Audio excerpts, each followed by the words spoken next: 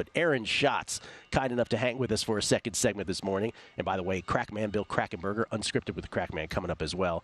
Aaron, the creator of Football Outsiders, of the proprietary stat DVOA, which, by the way, for those who are like, what is DVOA? Defense adjusted value over average, calculating a team's success based on the down and distance of each play during the season, then calculating how much more or less successful each team is compared to the league average. So super granular. You could follow Aaron, who is now at FTN Sports, at ASchatz. That's ASCHATZNFL on Twitter. Let's get into it, Aaron.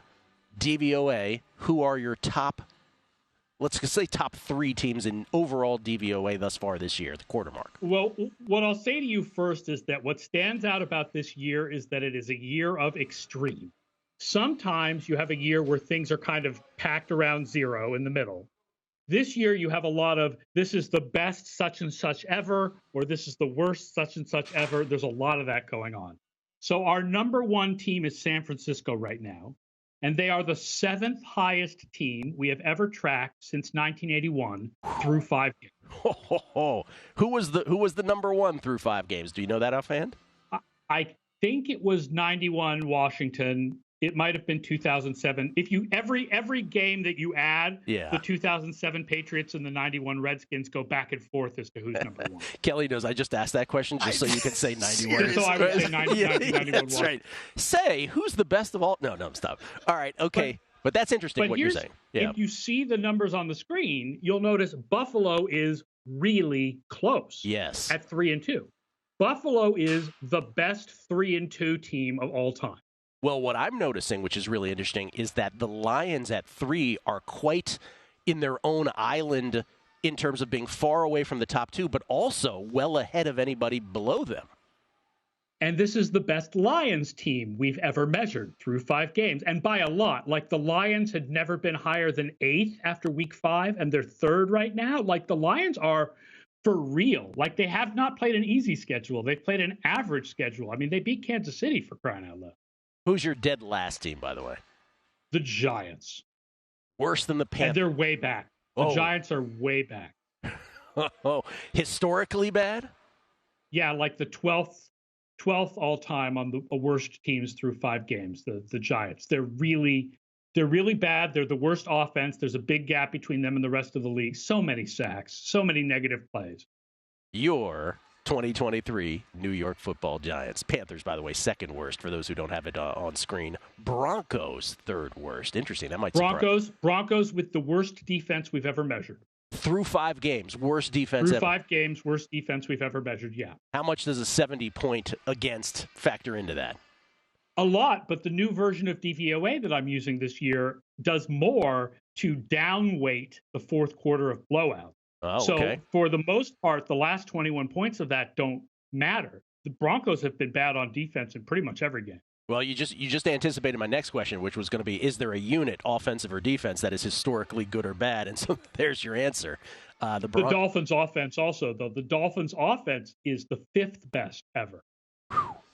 Kelley, so this has been a year of extremes. There are some really good units and some really bad ones. Well, I used to say this about baseball through the years, that it's the ever-increasing chasm between the haves and the have-nots. Do you think that that's what's happening in football, or just a one-year thing, or a 1 quarter of a year thing?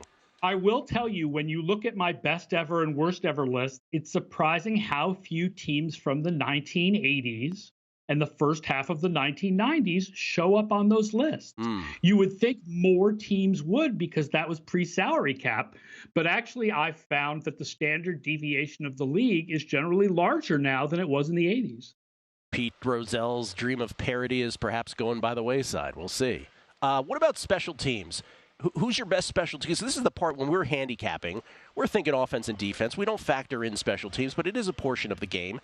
And is it sustainable through a year? I know it's not sustainable from year to year, but if I ask you right now, all right, who's the best special teams, who's the worst, does it matter?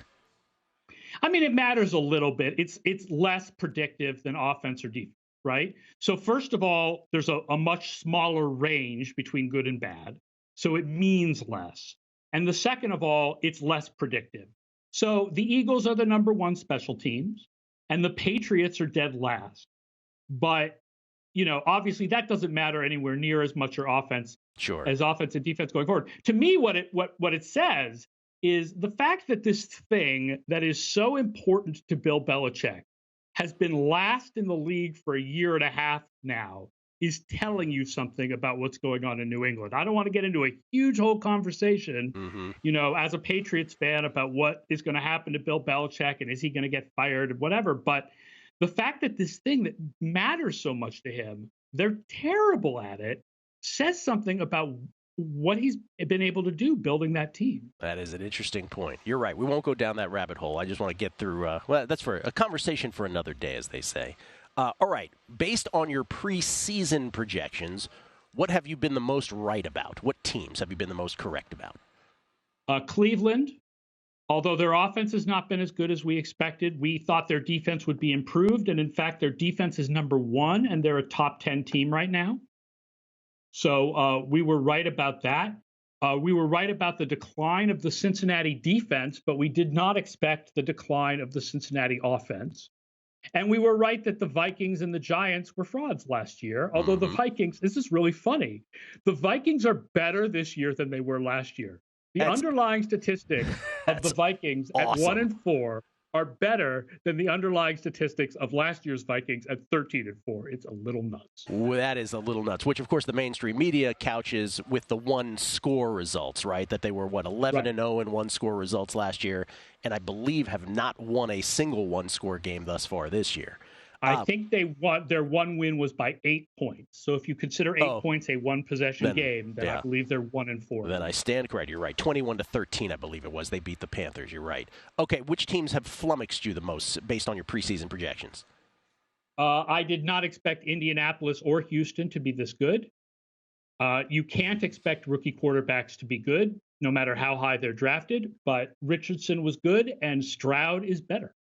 I mean, Stroud has been fantastic. So, and then the other big one is we thought Miami was going to regress a little bit. We thought Miami's offense would regress. There was no way they could hit deep shots at that level for 2 straight years, and that their defense was not going to take the big step forward with Vic Fangio that people thought. We were absolutely right about defense and absolutely wrong about their offense, like wrong. Wrong.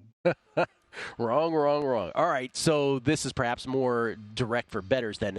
Based on the betting market, based on what you're hearing conventional wisdom-wise in mainstream media, what do you think the teams are that the general public has wrong, either to the good or to the bad? I mean, I don't have the current odds in front of me of what the Super Bowl odds are, but just thinking about record and our numbers, my guess is we have Buffalo higher than anybody else. We don't actually have Buffalo higher than anybody else. Kevin Cole, who people know runs a blog called Unexpected Points, has Buffalo number 1 in his power rankings, still ahead of the 49ers because of priors. Buffalo has been so good this year in those 3 games in the middle, weeks 2 to 4. Yeah. And then they were pretty good against Jacksonville, but lost because they didn't run as many plays, which is not predictive of the future. So, I mean, people are writing them off because of that one loss in week 1, which was an overtime loss to the Jets. They are really good, and our knowledge of them going into the season was that they were really good. So my guess is that if there's any team that's probably underrated by the markets right now, it's the Buffalo Bills. I think you're probably right. You do. And they were jet-lagged for a quarter and a half of this last game anyway, as well, on top of it. Real quick, because we have a minute left. Same question, but specifically regarding quarterbacks. What quarterbacks do you think the betting market or the general public is the most off on based on your underlying metrics?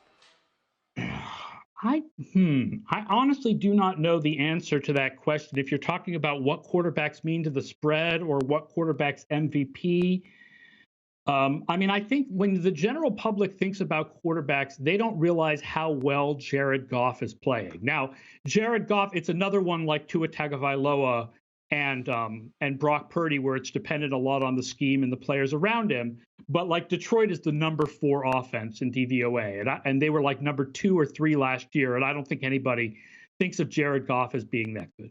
Aaron, so fascinating. Plug away on FTN. What should people know? So yeah, ftnfantasy.com/DVOA is where you're going to find all my stuff. And you get all the DVOA stats going back to 1981 even.